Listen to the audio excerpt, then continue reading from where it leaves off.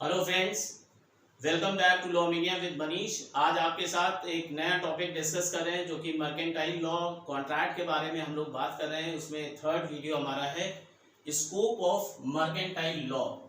तो स्कोप का मतलब सबसे पहले समझने की ज़रूरत है। स्कोप का मतलब होता है हिंदी में दायरा।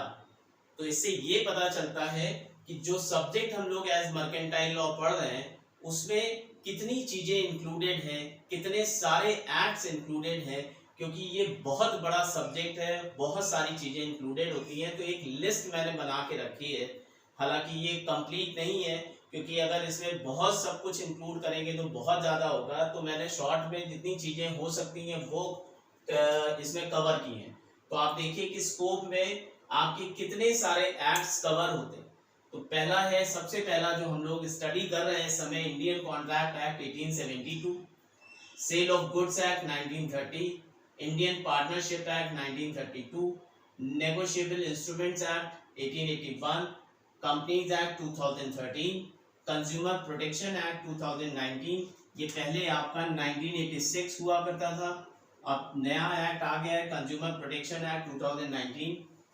Arbitration and Conciliation Act 1996, Insolvency and Bankruptcy Act 2016, Economic and Other Legislation। ये एक अलग पार्ट है जिसमें आपके और भी अलग एक्ट्स ऐड होते हैं।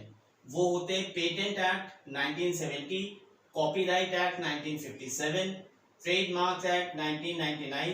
ये आपका इंक्लूड करता है IPR, इंटेलेक्चुअल प्रॉपर्टी राइट्स। ये तीन साइबर लॉज के बारे में आपने सुना होगा, जिसको इंफॉर्मेशन टेक्नोलॉजी एक्ट 2000 कहते हैं, right to information act 2005 RTI। फिर हम लोग आते हैं यहाँ पे, एक मेजर पोर्शन है जो इंडस्ट्रियल लॉज कवर करता है।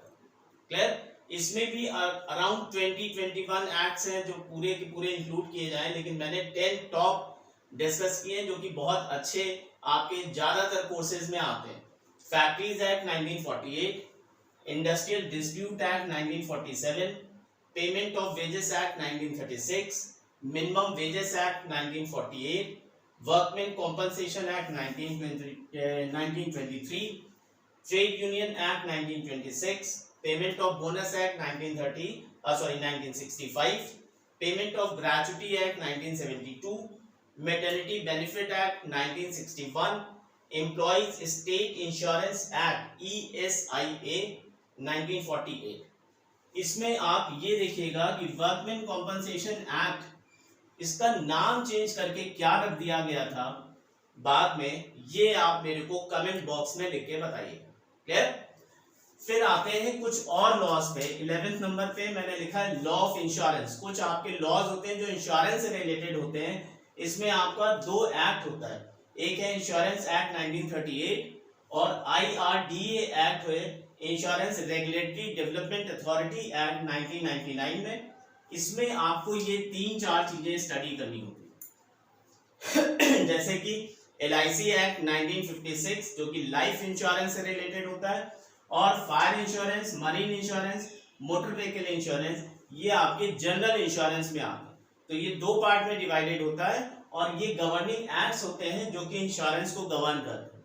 ठीक है, लाइफ इंश्योरेंस और जनरल इंश्योरेंस। जनरल इंश्योरेंस में ये तीन आते हैं, fire, marine and motor vehicle.